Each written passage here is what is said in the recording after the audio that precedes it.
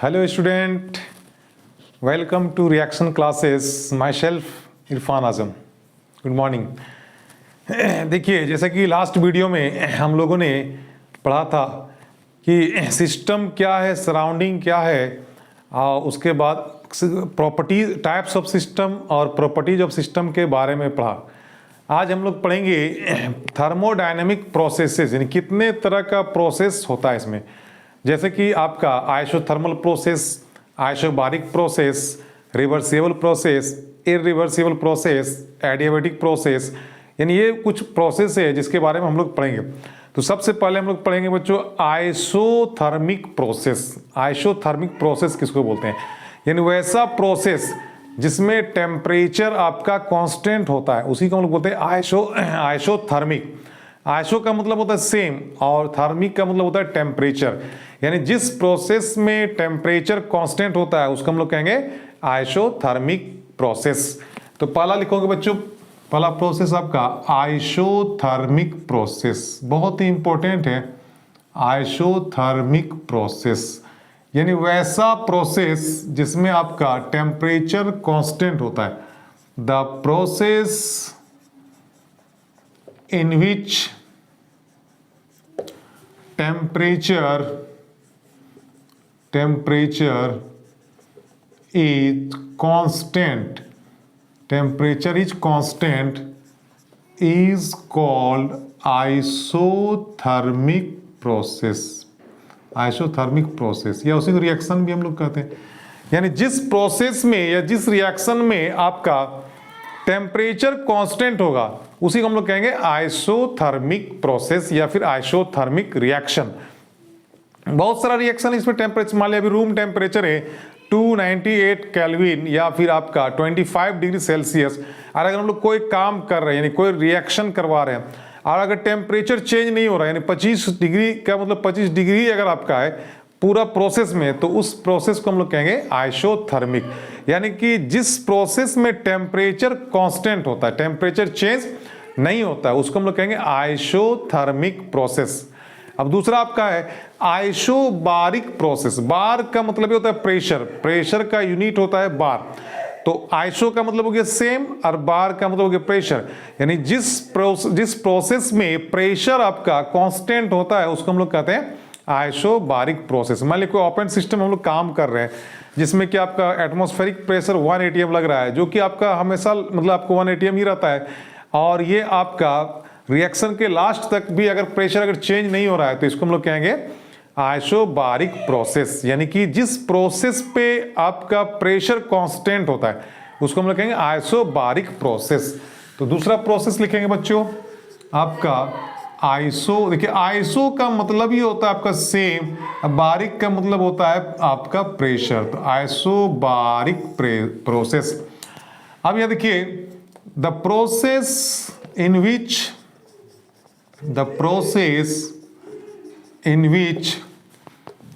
pressure is constant is called isobaric process. बात समझ में आई? आइसोबारिक प्रोसेस किसको कहते हैं बच्चों?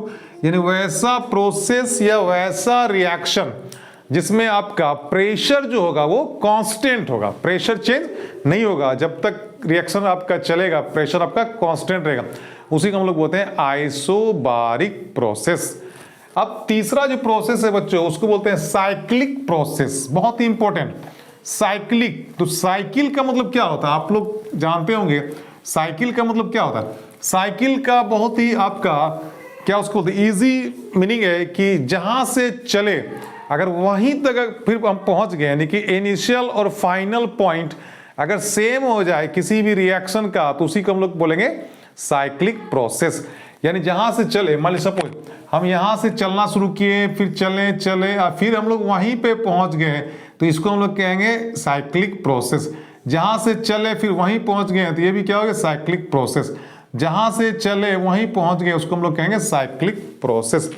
यानी इनिशियल और फाइनल पॉइंट अगर किसी भी रिएक्शन का या किसी भी प्रोसेस का अगर सेम हो जाए, इनिशियल और फाइनल स्टेट, तो उसी को हम लोग कहते हैं साइक्लिक प्रोसेस।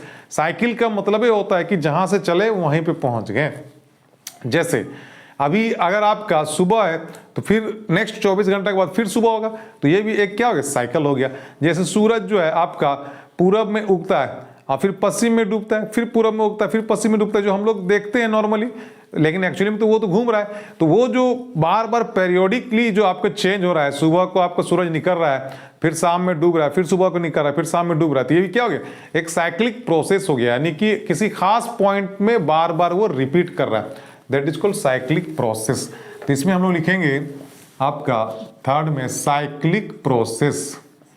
साइक्लिक प्रोसेस यानी इनिशियल और फाइनल पॉइंट दोनों सेम हो जाए। द रिएक्शन या the process in which initial and final state is same is called cyclic process. यानी इनिशियल और फाइनल स्टेट जो है सेम हो जाए तो उसको हम लोग कहेंगे साइक्लिक प्रोसेस। बात समझ में आएगा बच्चों, यानी जहां से चले फिर वहीं पहुंच गए, इनिशियल और फाइनल पॉइंट उसका क्या हो गया, सेम हो गया, तो उसी को हम लोग साइक्लिक प्रोसेस कहेंगे। तो ये तो आपका हो गया तीसरा। अब चौथा हम लोग पढ़ेंगे रिवर्सिबल प्रोसेस। रिवर्सिबल प्रोसेस किसको बोलते हैं बच्चों, यानी वैसा प्रोसेस जिसमें आपका रिएक्टेंट जो है प्रोडक्ट में चेंज होगा और प्रोडक्ट रिएक्टेंट में चेंज होगा, फिर रिएक्टेंट प्रोडक्ट में चेंज होगा, प्रोडक्ट रिएक्टेंट में चेंज होगा, यानी ये एक्सचेंज ये चेंज होते रहेगा। यानी रिएक्टेंट कभी प्रोडक्ट बन गया, फिर प्रोडक्ट रिएक्टेंट बन गया। यानी रिवर्सिबल रिएक्शन का मतलब तो दो जो रिएक्शन है वो अपोजिट डायरेक्शन में मूव कर रहा है। अपोजिट डायरेक्शन का सेंस का मतलब हो गया, पहले इसका डेफिनेशन लिख लेंगे हम लोग, रिवर्सिबल प्रोसेस। रिवर्सिबल प्रोसेस यानी वैसा प्रोसेस जो अपोजिट डायरेक्शन में चलता है। The process which proceed, the process which या which is moving in opposite direction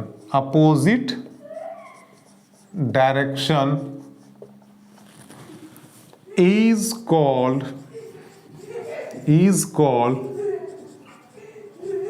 reversible process। अब यहां पे देखते हैं जैसे कि A है, A से बना क्या B, अब फिर B से बना A, फिर A से बना B, फिर B से बना A, फिर A से बना B, फिर B से बना A। तो इससे ये साबित होता है कि ये रिएक्शन कभी भी कंप्लीट होगा नहीं होगा, क्योंकि जैसे A से B बना फिर B से क्या बन गया, A बन गया, फिर जैसे B से A बना फिर A से B बन गया। यानी ये जो रिएक्शन है कभी भी कंप्लीट नहीं होगा। यानी जो रिवर्सिबल रिएक्शन होता है वो कभी भी कंप्लीट नहीं होता, या फिर उसको कंप्लीट होने में आपको इनफाइनाइट टाइम लगता है। तो इसमें लिख लेंगे एक पॉइंट और, the time to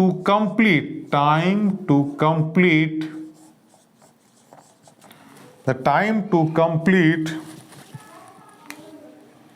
the reversible reaction या process is infinity।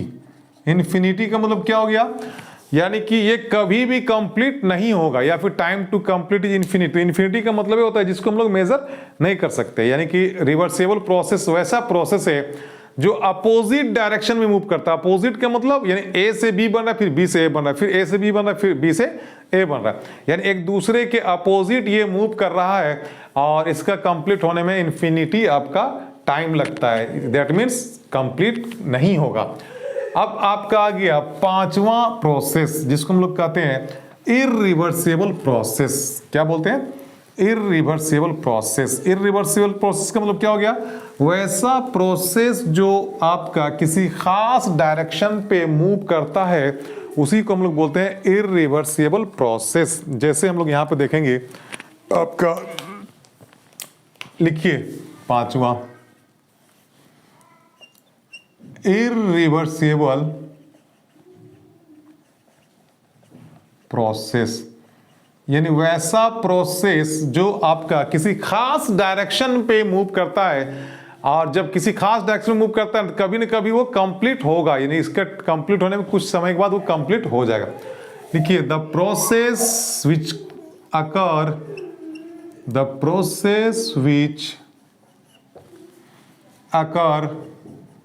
occurs in certain direction, यानी किसी खास direction, certain direction is called irreversible process, यानी वैसा प्रोसेस जो किसी खास डायरेक्शन पे मूव कर रहा है आपका, उसी को बोलेंगे इरिवर्सिबल प्रोसेस। जैसे अगर आप बात करेंगे ए से आपका क्या बना, बी बना, यानी किसी खास डायरेक्शन में जा रहा है, ए से बी बना, यानी कभी न कभी ये ए जो है कंप्लीटली चेंज हो जाएगा, किसमें, बी में चेंज हो जाएगा कुछ समय के बाद, चाहे वो समय आपका 1 घंटा हो, 1 दिन हो, 1 साल हो या फिर 10 साल। तो यहां आप लिखेंगे the irreversible reaction, the irreversible process is completed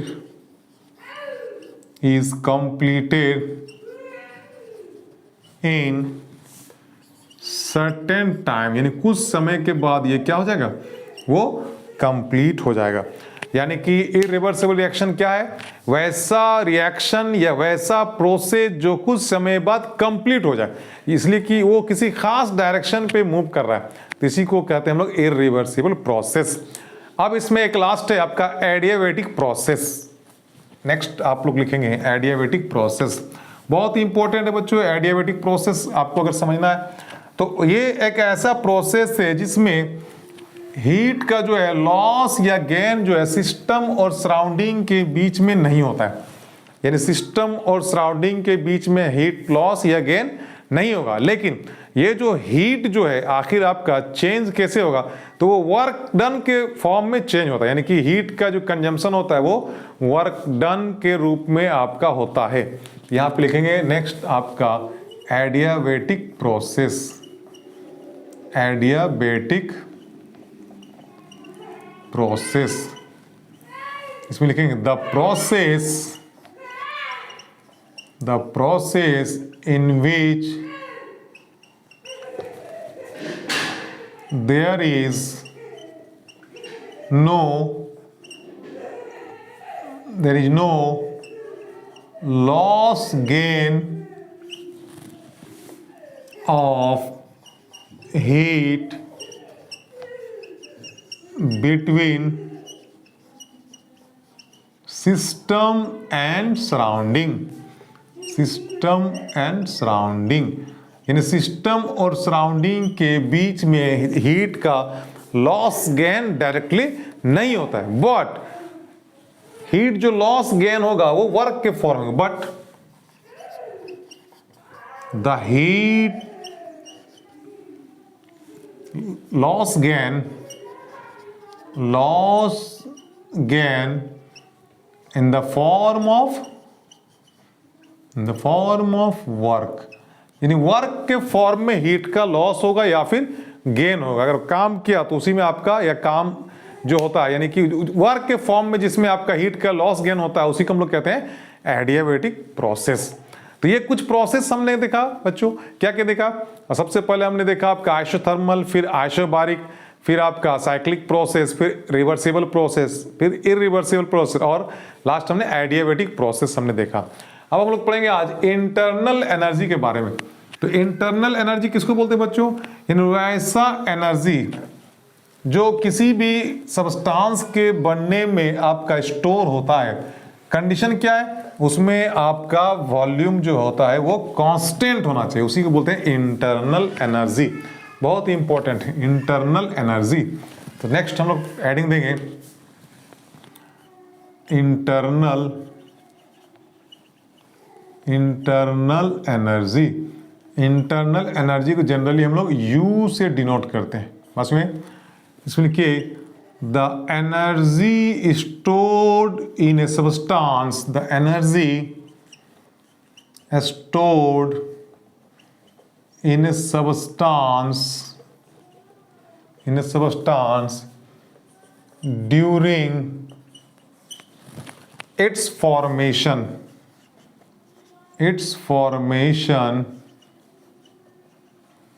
at constant volume is called internal energy। इसी को हम लोग क्या कहते हैं? Internal energy. और जनरली इसको हम लोग U से डिनोट करते हैं। It is denoted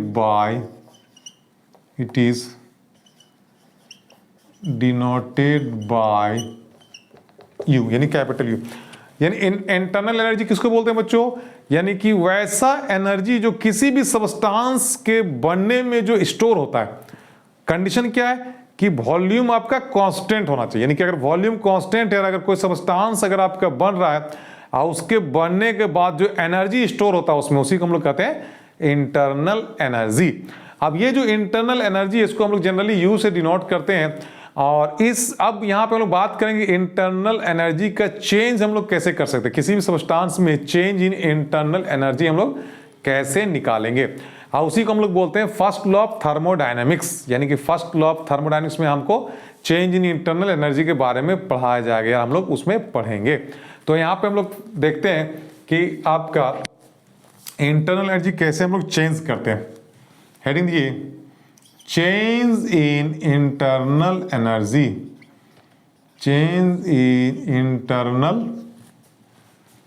energy, generally बच्चों चेंज का मतलब होता है डेल यू, डेल या डेल्टा जो बोलते हैं।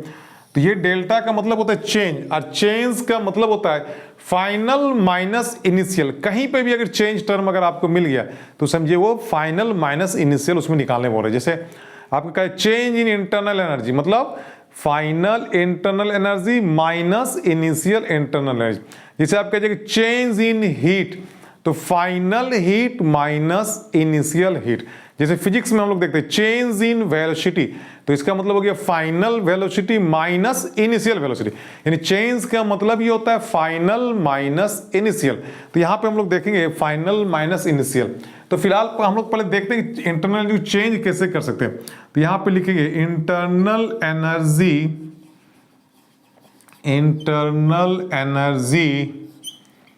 may be changed by two ways। दो तरीके से हम लोग इसको चेंज कर सकते हैं। क्या क्या? पहला आपका है हीट लॉस गेन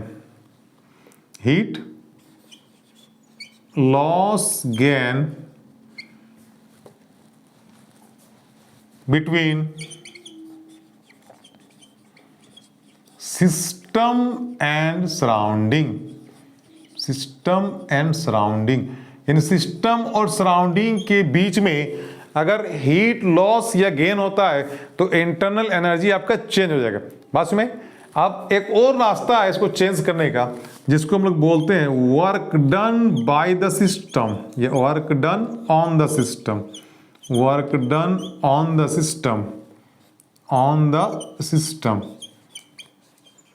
और work done by the system और work done by the system. देखिए यहां पे दो चीज हमने यूज किया। एक तो work done on the system जब भी बात करेंगे तो हम लोग पॉजिटिव W लेंगे, यानी कि वर्क डन जो लेंगे वो पॉजिटिव लेंगे। कभी भी वर्क डन अगर ऑन द सिस्टम होगा इसका मतलब हो गया हम वर्क को क्या लेंगे? पॉजिटिव लेंगे। W क्या हो जाएगा? पॉजिटिव हो जाएगा। और वर्क डन अगर बाय द सिस्टम अगर है तो W आपका नेगेटिव हो जाएगा। यानी कि वर्क डन जो है आपका पॉजिटिव कब होगा? ऑन द सिस्टम होगा तब हम लोग वर्क डन को पॉजिटिव लेंगे, और अगर बाय द सिस्टम होगा तब हम लोग वर्क डन को नेगेटिव लेंगे। तो ये बहुत ही इंपॉर्टेंट आपका कंसेप्ट है कि वर्क डन कब पॉजिटिव होता है और कब नेगेटिव होता है। तो पॉजिटिव लेंगे कब? जब ऑन द सिस्टम कहीं पे लिखा रहेगा इस work done on the system, इसका मतलब वर्क डन जो लेंगे वो positive, that is W is equal to positive. और अगर work done by the system लिखा रहेगा तो उसमें हम लोग नेगेटिव लेंगे, यानी कि W is equal to minus W, यानी कि नेगेटिव हो जाएगा वहां पे। अब यहाँ पे चेंज इन इंटरनल एनर्जी हमने क्या क्या दो तरीके से चेंज करेंगे, क्या क्या, एक तो हीट लॉस गेन होगा सिस्टम और सराउंडिंग के बीच में, उस कंडीशन में भी आपका इंटरनल चेंज होगा, और दूसरा work done on the system होगा या फिर work done by the system होगा, तो उस कंडीशन में भी आपका इंटरनल एनर्जी क्या होगा, चेंज होगा। तो अब हम लोग पहले यहाँ पे देखेंगे, यहाँ पे चूंकि हम लोग को थर्मोडायनेमिक्स चल रहा है तो यहाँ पे उसका कुछ लॉज भी है। तो थर्मोडायनेमिक्स का जो पहला लॉ है यानी फर्स्ट लॉ ऑफ थर्मोडायनेमिक्स, उसमें हम लोग generally change in internal energy के बारे में पढ़ते हैं। तो हेडिंग दीजिए आपका फर्स्ट लॉ ऑफ थर्मोडायनेमिक्स। आज हम लोग फर्स्ट लॉ पढ़ेंगे, उसके बाद हम लोग फिर सेकेंड लॉ, उसमें हम लोग पढ़ेंगे स्पॉन्टेनियस और नॉन स्पॉन्टेनियस, उसके बारे में पढ़ाया था। और थर्ड लॉ भी आपका है जिसको जीरोथ लॉ बोलते हैं। तो पहला हेडिंग दिए first law of thermodynamics. First law of thermodynamics क्या बोलते हैं बच्चों?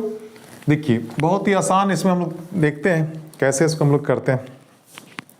First law of thermodynamics heading दिए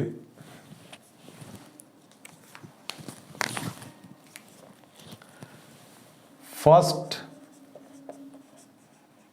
law of thermodynamics.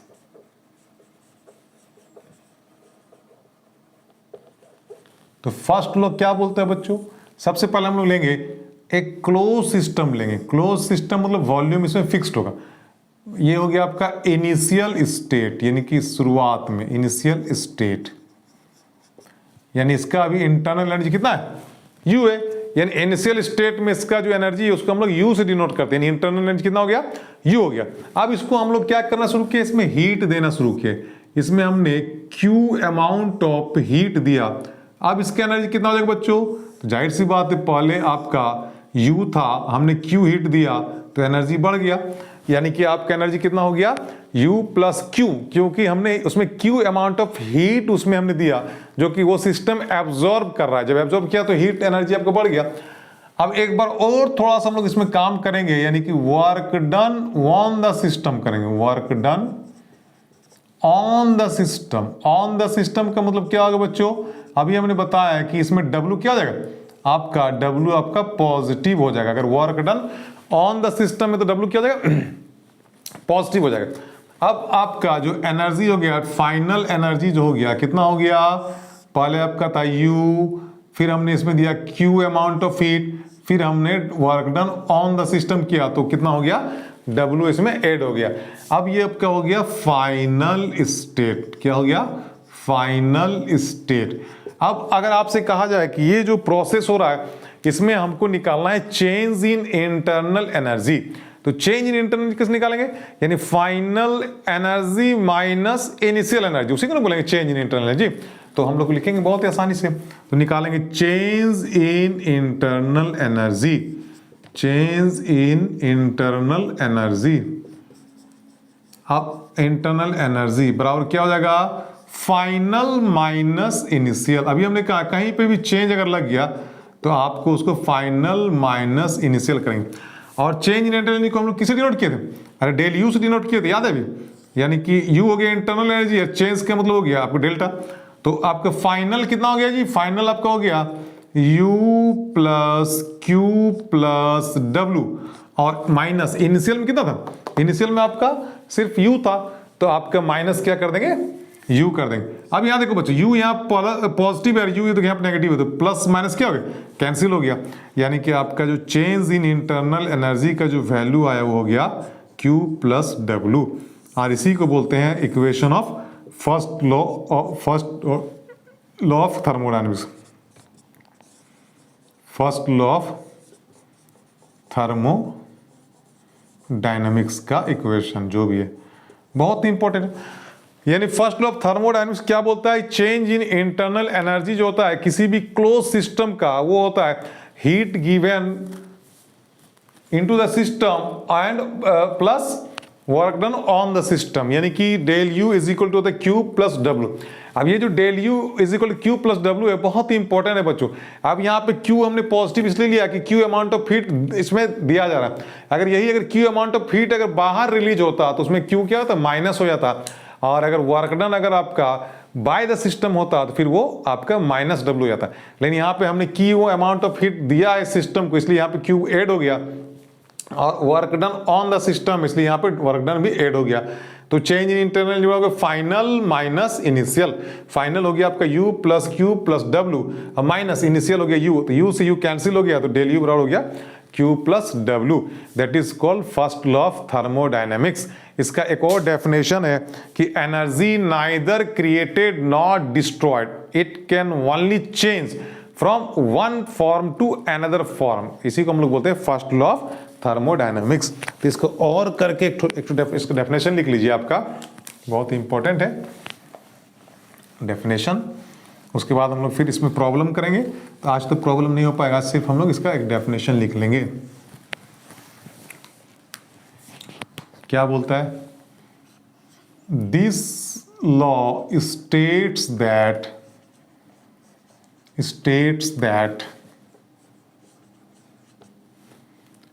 the change in internal energy in a closed system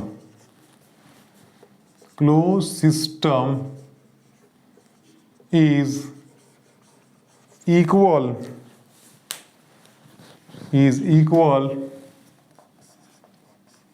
to the sum of heat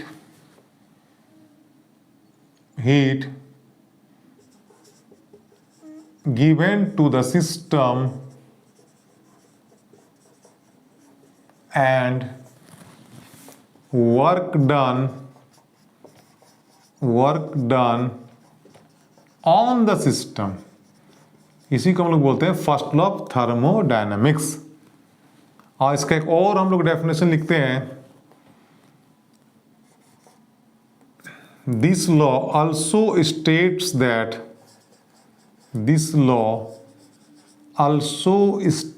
that energy neither created nor destroyed, it can only changes from one form to another form,